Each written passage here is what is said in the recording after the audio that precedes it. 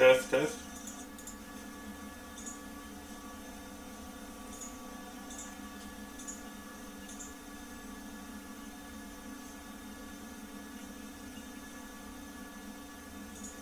Test, test. Alright. Trying to just see how far back the stream is.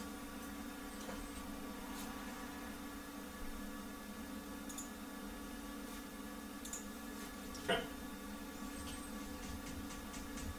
We're going to be starting here in just a minute. Talking comic books as always.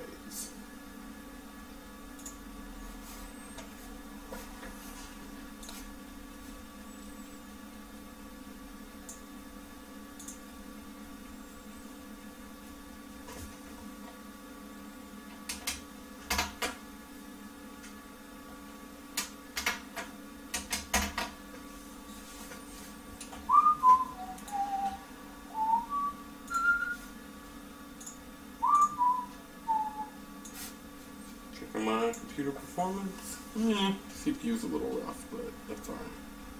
Not too bad.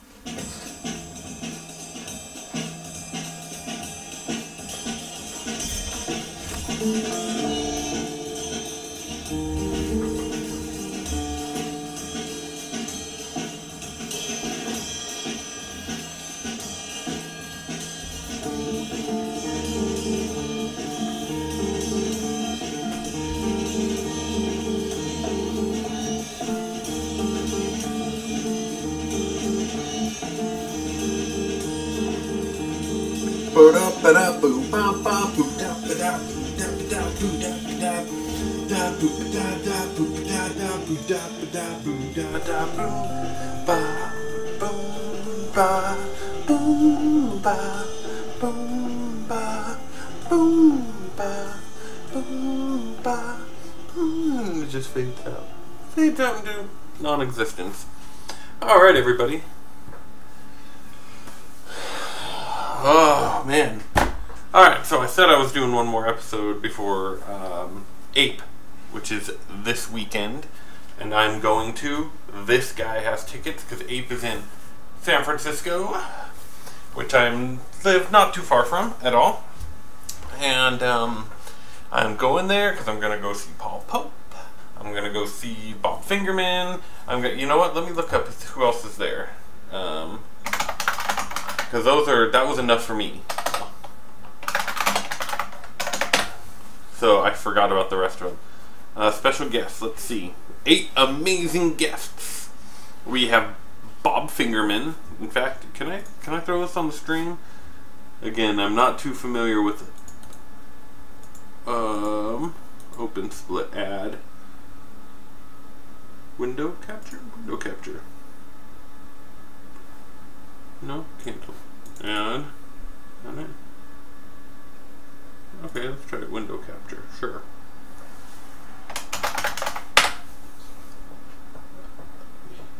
Yeah, that one. Inner window, entire inner window. Okay. Whoa.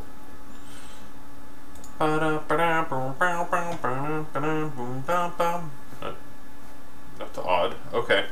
Whatever. As we can see here, we got Bob Fingerman.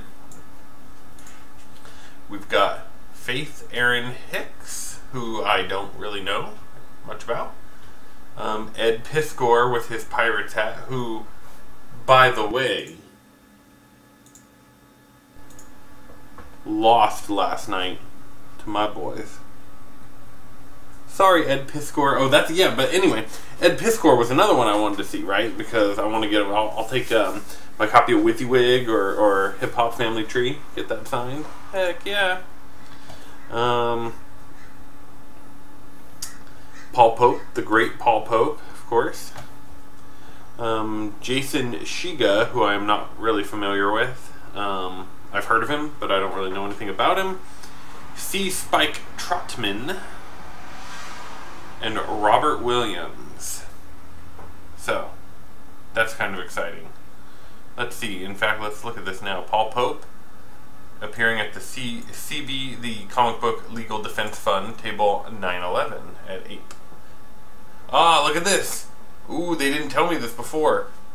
Sunday only. Good thing I got tickets for Sunday.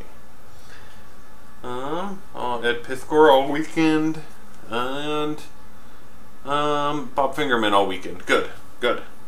Okay.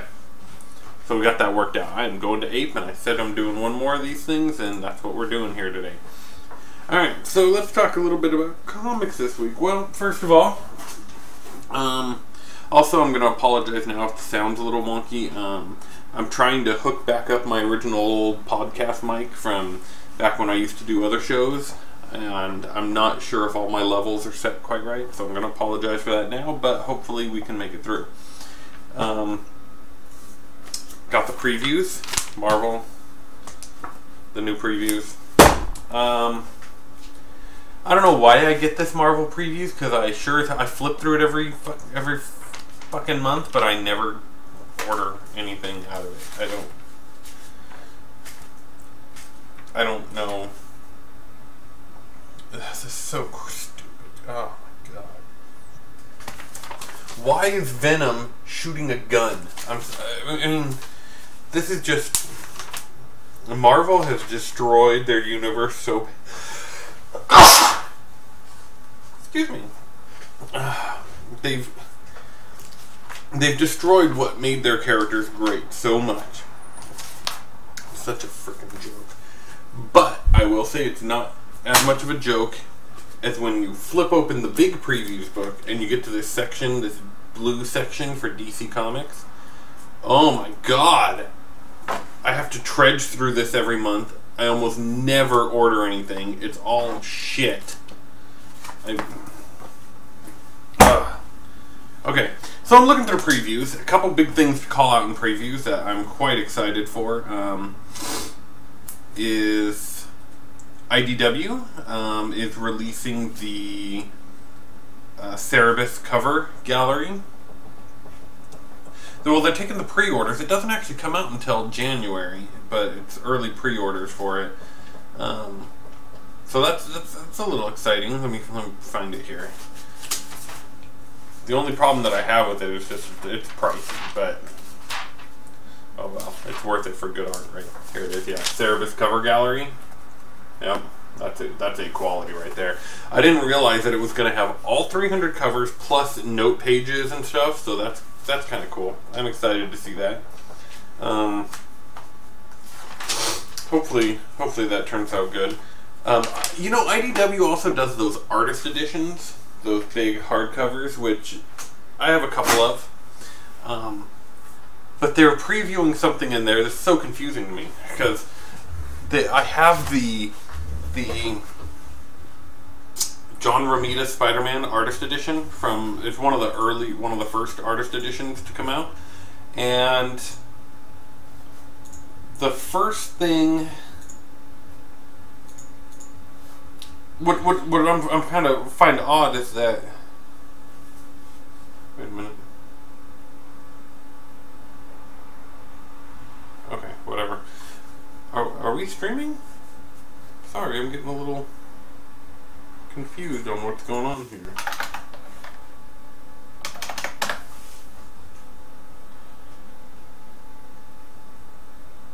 We're streaming, right?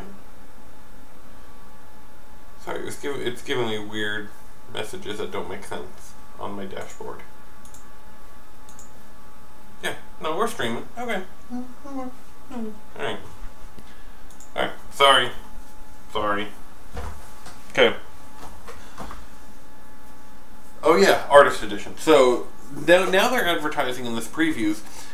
They're what they're calling the John Romita Jr. Archive Edition. They're like the arts, the original size. Isn't that the same point of the artist edition? I don't quite understand the difference, except for that it is like a lot bigger. I don't really know what other difference is. Is it the original sketch art like the artist edition, or is it more finalized art? I'm not certain. But it's gonna probably be like $200, so I'm not ordering it anyway. It's probably way outside of a price range or something I want to order right now.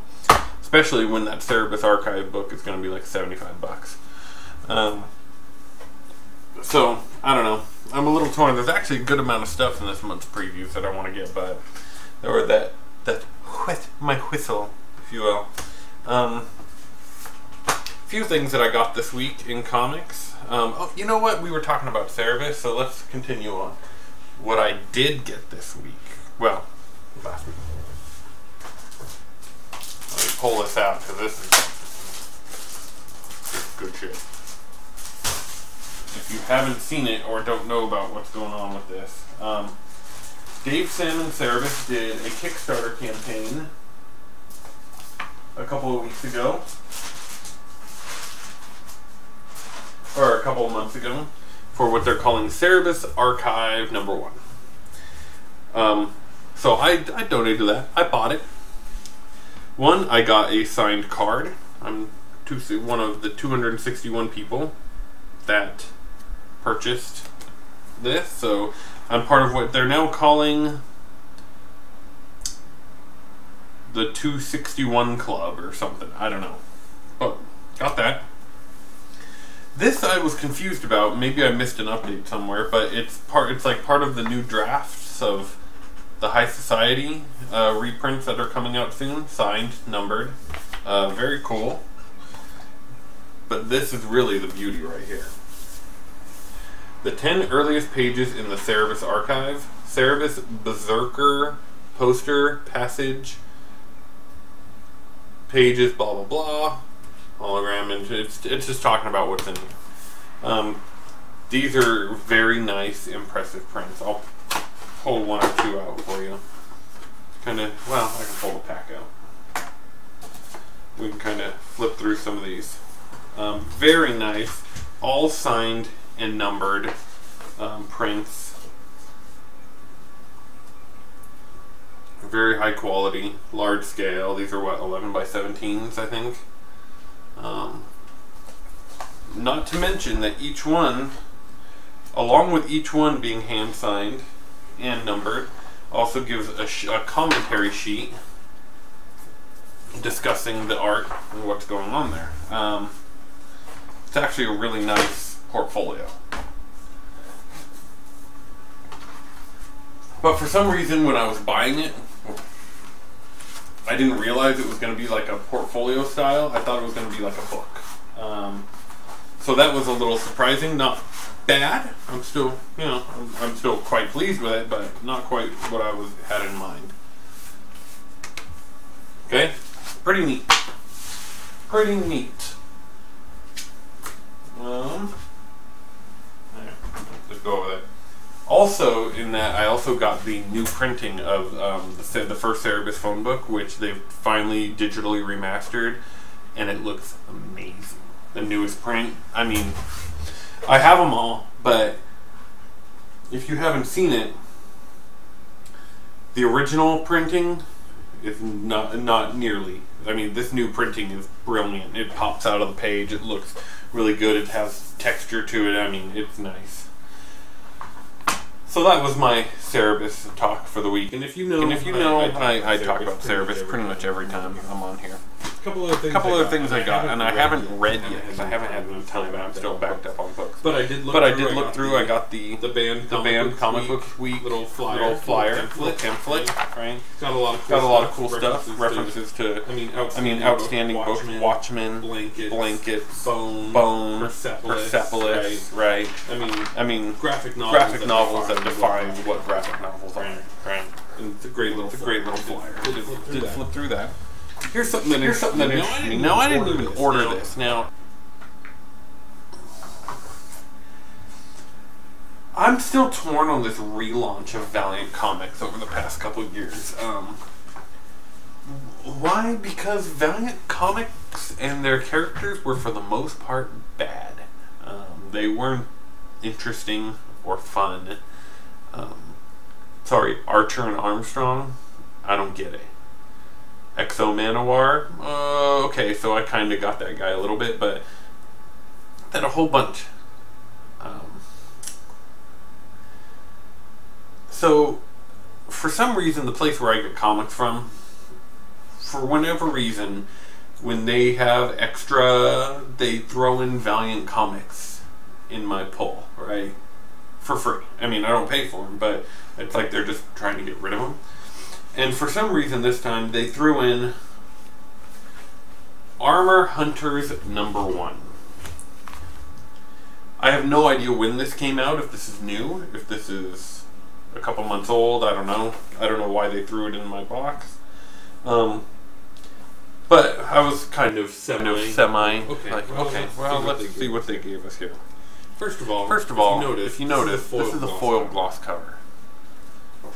You remember these? Remember these? Remember this crap? Remember this crap? Yeah, this is like 25-year-old comic book technology. And it's still while it feels nice and cool and smooth, it still looks like shit. Then I throw. I'm like, okay, that's kind of funny. This embossed foil, you know. So then I start looking through, and the first thing I notice is okay. See, now here's a problem I have with a lot of newer comics. And I'm torn on this.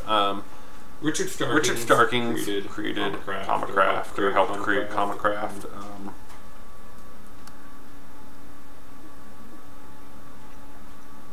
If you don't know, Comicraft does custom fonts and lettering for comic books, right?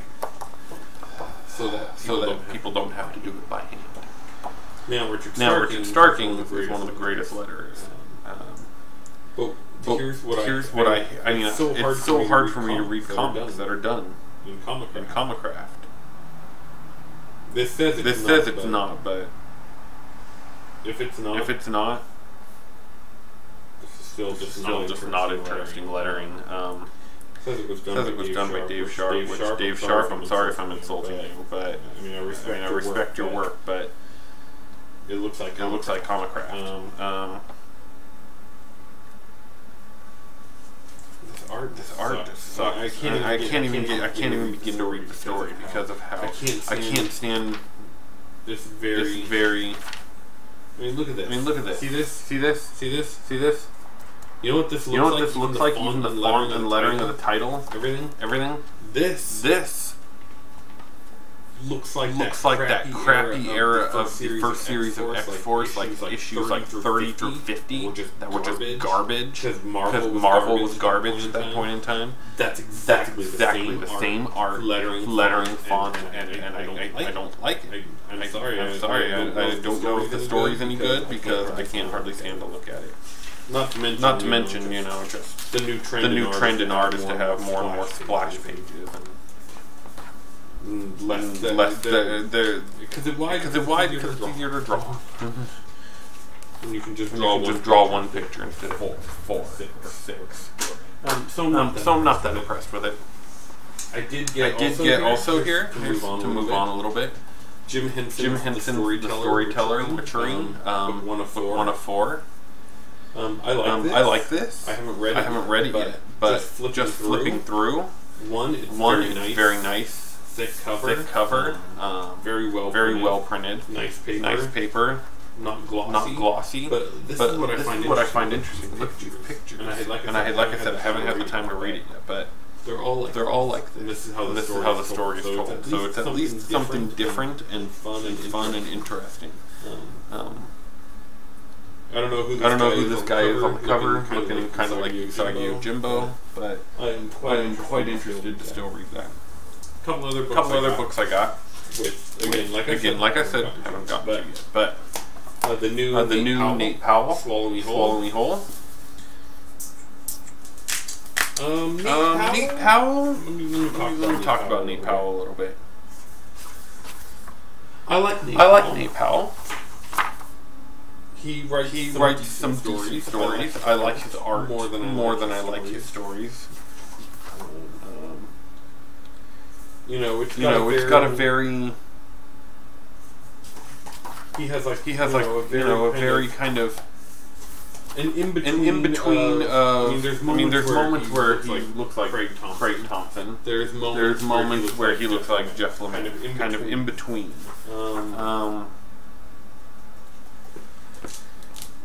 So I don't know. I'll have to see how this goes. Some of his stuff I've read and I like it. Some of it I read and I didn't care for it. And it seemed.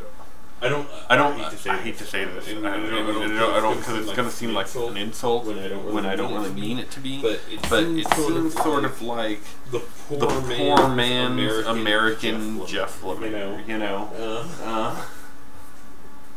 I don't know. I get kind of like I'm left though after I'm done reading his stuff generally kind of semi unfulfilled. Not bad. Like I don't dislike it, but I don't like. I feel like there's a root there, and that root needs to really be worked on a little better, in my opinion. And that root is good, and it keeps me just interested enough. Unlike our next creator that we're going to talk about, that I just got, and I'm quite excited for this. Book 3, which I think it was supposed to be 3. Yeah, this is the final book. Sugar Skull, Charles Burns. He's the man. This started with the first book was called X'd Out. The second book was called The Hive. And this is the third book, Sugar Skull. So I'm really excited to read this. But for one, because I love Charles Burns. Two to finish the story. Now here's the thing about the story. I bought X'd Out because I love Charles Burns. I bought it, pre-ordered it when it came out. It was great. But I didn't realize it was going to be part of a trilogy. So I'm like, what? You mean the story's just over? Like what?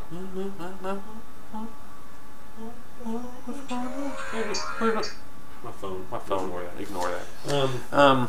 So I was left wanting, and then I realized, oh, it's supposed to be part of a trilogy. So then I got the second book. It took forever for the second book to come out. Got it. And then I didn't want to read it because it'd been so long since I read the first one.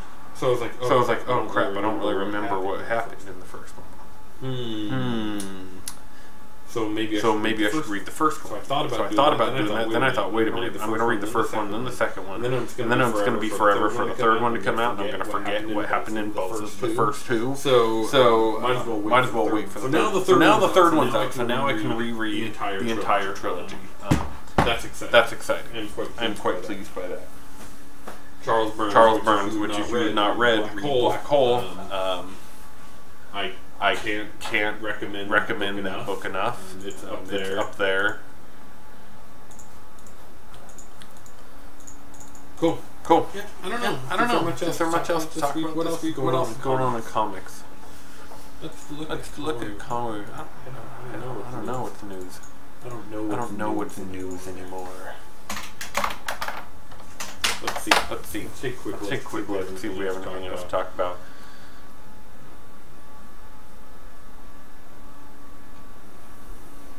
Nope. Movies. I don't really like talking about the movies. Why? I'm kind of over them. I haven't seen Guardians of the Galaxy yet. I feel like I'm the last one on the planet when I'm such a huge comic fan. I just never had a chance, so I gotta wait now. But then again, with the whole Marvel thing, I'm behind on. I haven't seen any. The last movie in the series that I saw was Iron Man 3, and it left such a bad taste in my mouth because of how terrible that film was. If you haven't, I don't know what to say. Iron Man 3 was shit. It was garbage. I almost turned it off. Like, you know me. It's rare for me to turn off and not finish it. No matter how shitty it is, I like to sit and at least take in. Sometimes the ending, there's something really cool and likable. The only good part about Iron Man 3, the only thing that I thought was good, that I liked, was Ben Kingsley as the Mandarin and the kind of Mandarin subplot. That was awesome. The rest of the movie was absolute shit. The stupid remote control suits that he could have called any time, but he only did it when it didn't make sense. And then of course, the moment you had pepper pots falling into fire and having superpowers, that was just the dumbest shit. It just didn't work in the movie.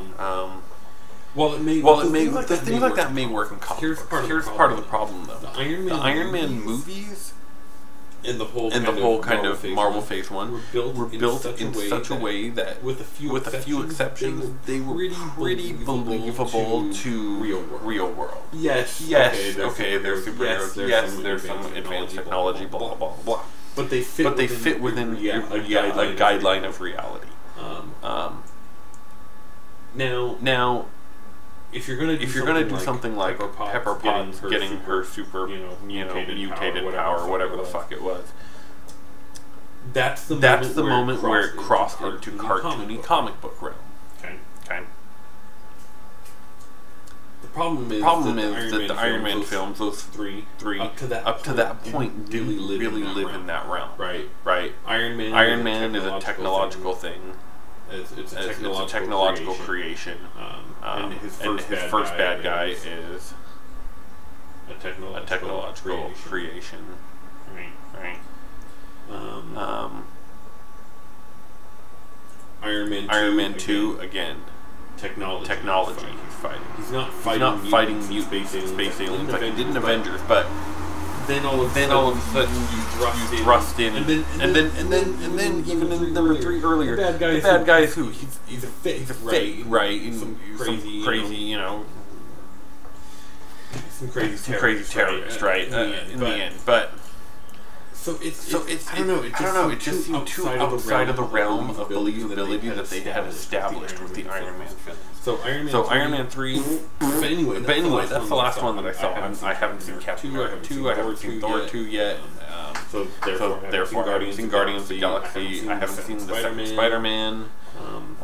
Why? Because what happens is I fall behind, and then I don't want to watch any of them until I catch up. Right. And so I'm so far behind. It's like not even funny. I feel like I'm like, oh well, maybe I just missed out. I don't know. Anyway, I think that's about to wrap it up this week. I will be posting pictures. From 8. I'll probably post them onto the YoGraphics Wrap page. I don't know if I've about this newer version of the show. Let me write it here.